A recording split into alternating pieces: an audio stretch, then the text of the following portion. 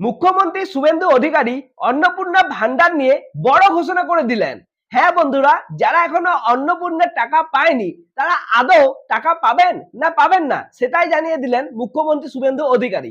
তিনি যেমনটা বললেন, এক একটা এলাকাতে 2000 হোক, 5000 হোক, 7000 হোক, যারা এখনো টাকা পায়নি তারা অবশ্যই টাকা পাবে, কিন্তু শর্ত একটাই, তাদেরকে প্রকৃত প্রাপক হতে হবে। কাউকে চিন্তা করার কোনো কারণ নেই। 500 টাকা লক্ষ্মী ভান্ডার দিতে গিয়ে 9 মাস লাগিয়ে দিয়েছে।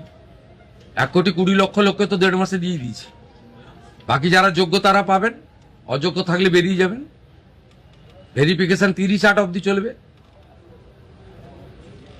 প্রত্যেকটা বিধানসভায় গড়ে 35 থেকে 40,000 মহিলারা পেয়েছেন, তারা আমাদের ধন্যবাদ দিচ্ছেন। মোদিজির নামে জয়ধ্বনি হচ্ছে। বাকি যদি প্রয়োজন হয় আরো 2,000, 5,000, 7,000 প্রকৃত প্রাপক থেকে থাকেন পাবেন, নিয়মের মধ্যে পাবেন। নিয়মের মধ্যে পাবেন। সরকারি অর্থনৈতিক স্কিমের প্রত্যেকটা জিনিসের নিয়ম থাকে। আপনার যদি জল জমি না থাকলে আপনি পিএম কিষাণ পাবেন না।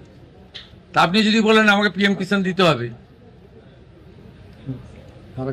প্রত্যেকটা জিনিসের নিয়ম থাকে। বিশ্বকর্মা যোজনা পেতে গেলে হাতের কাজ জানতে হয়।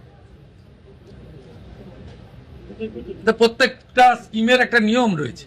মুখ্যমন্ত্রী যেমনটা বললেন পুরোটাই আমরা সমর্থন করি। নতুন যে নিয়মগুলো এসছে সেগুলো আমরা মানি, কিন্তু একটা শুধু অনুরোধ রইল, যাদের পরিবারের শ্বশুর বা শাশুড়ি পেনশন পান তাদের বৌমারা অন্নপূর্ণা ভান্ডারের টাকা পাবে না। এই নিয়মটা একটু পাল্টানো দরকার ছিল। আপনাদের কি মনে হয় অবশ্যই কমেন্টে জানান।